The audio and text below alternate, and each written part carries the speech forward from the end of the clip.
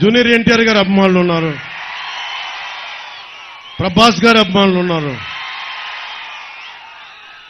మన గుంటూరు కారం మహేష్ గారి అభిమానులు ఉన్నారు, పుష్ప అల్లు అర్జున్ గారి అభిమానులు ఉన్నారు. హీరో లిస్ట్ చాలా ఉంది. సో అందరూ హీరో అభిమానులకి చెప్తున్నా, ఎప్పుడన్నా సరే తెలుగుదేశం పురంధేశ్వరి గారి మనందరి ఆంధ్ర రాష్ట్రానికి తెలుగుతనానికి ప్రపంచ వ్యాప్తంగా గుర్తింపు తెచ్చిన శ్రీ నందమూరి తారక రామారావు గారు ఏ రోజు కూడా ఆయనతో కూడా అందరూ సినిమా హీరోలు ఎవరు కూడా ఆయనతో సహకరించాల. కొంతమంది కాంగ్రెస్ లో కూడా ఉన్నారు.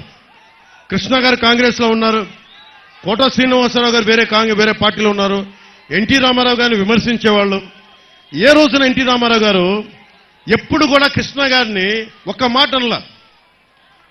అది ఎన్టీ రామారావు గారి సంస్కారం. అలాగే తెలుగుదేశం పార్టీ కూడా నేను విభేదాలు ఉన్నా కానీ నన్ను ఎప్పుడు వ్యక్తిగతంగా కూర్చోబెట్టి నా సినిమాలను ఎప్పుడు ఆపల.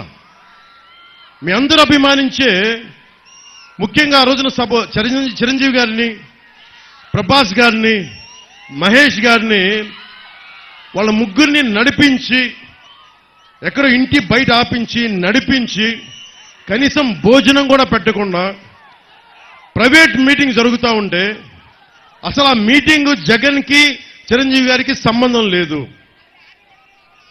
జగన్కి మీరందరూ గుండెల్లో పెట్టుకున్న లక్షలాది మంది అభిమాన నాయకులు అంటే జగన్కి కుళ్ళు.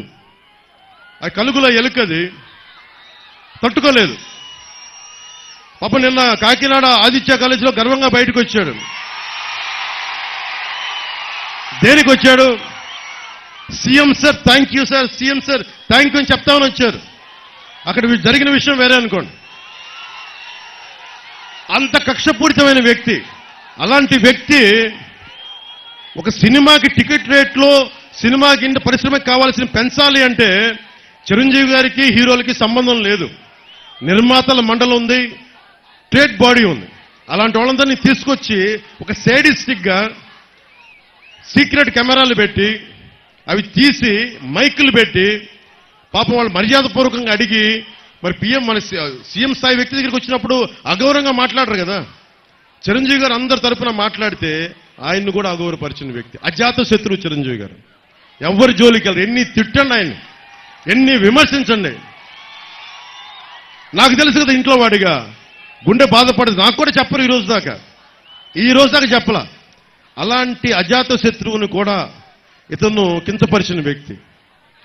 జక్కంపూడి రాజా గారికి ఒకటే చెప్తున్నా, మా భీమ్లా నాయక్ సినిమాలకి పాపం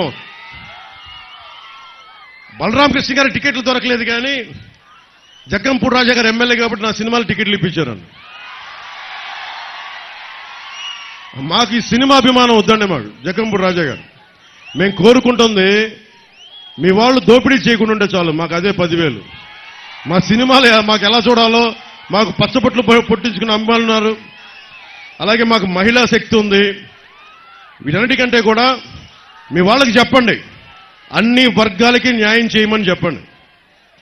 అది కూడా టైం అయిపోయింది కాబట్టి భవిష్యత్తులో జక్కంపూడి రాజా గారికి కూడా చెప్తున్నా, మీ నాన్నగారంటే నాకు గౌరవం ఉంది కానీ మీరు ఓడిపోతున్నారు.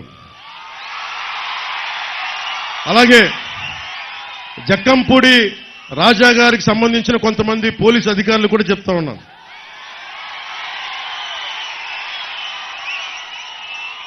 నాకు పోలీస్ శాఖ అంటే చాలా గౌరవం. నాకు జక్కంపూడి రాజా గారికి అండగా ఉండి జన సైనికుల్ని, తెలుగుదేశం కార్యకర్తల్ని, నాయకుల్ని, భారతీయ జనతా పార్టీ కార్యకర్తల్ని ఏడిపిస్తున్న పోలీస్ అధికారులకి నేను విన్నవించుకుంటా ఉన్నాను, దయచేసి మీరు ఇలాంటి ఇబ్బందులు పాల్చేయకండి. ప్రభుత్వం మారబోతుంది, అది మీరు అర్థం చేసుకొని